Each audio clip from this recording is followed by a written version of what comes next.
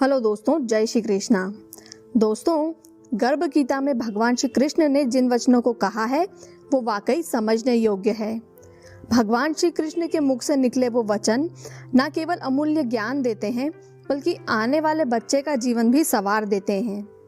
गर्भ गीता के पहले अध्याय में हमने जाना था कोई भी जीव गर्भ में क्यों आता है, जन्म से पूर्व जीव को पीड़ा क्यों सहनी पड़ती है और वो कौन से कर्म हैं जो जीव को जन्म मरण के चक्र से बचा लेते हैं। अब हम गर्भ गीता के दूसरे अध्याय को जानेंगे, जिसमें अर्जुन आश्चर्य के साथ भगवान श्री कृष्ण से पूछते हैं कि हे जनार्दन, ये मन जो कि एक मदमस्त हाथी की तरह है, जो काम, क्रोध, मोह, लोभ और अहंकार से घिरा रहता है, जिसमें अहंकार सबसे प्रबल है।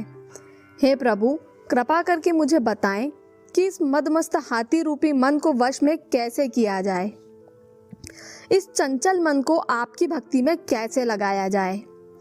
अर्जुन का प्रश्न सुनकर भगवान श्री कृष्ण कहते हैं कि हे अर्जुन, जिस प्रकार मदमस्त हाथी को अंकुश से वश में किया जा सकता है, ठीक उसी प्रकार मन को वश में करने के लिए अभ्यास रूपी अंकुश की आवश्यकता होती है।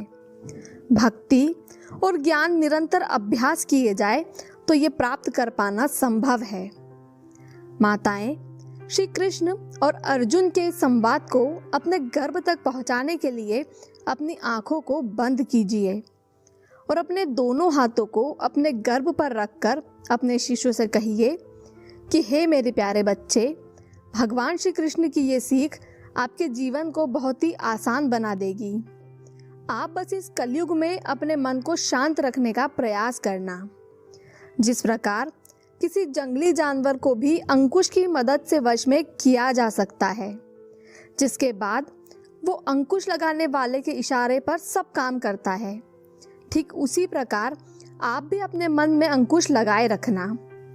ये सत्य है कि कलयुग में मन को वश में कर पाना बेहद कठिन है, लेकिन मुझे विश्वास है कि आप दृढ़ निश्चय और भगवान की कृपा से ऐसा कर पाने में संभव होंगे।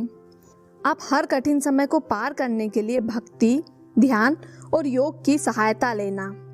अगर आप ऐसा करोगे तो आप निश्चित ही सफलता को प्राप्त करोगे। तो दोस्तों, ये था गर्भ गीता के दूसरे अध्याय का पाठ। हम जल्दी मिलेंगे गर्भ गीता के तीसरे अध्याय के साथ। तब तक के लिए जय श्री कृष्णा।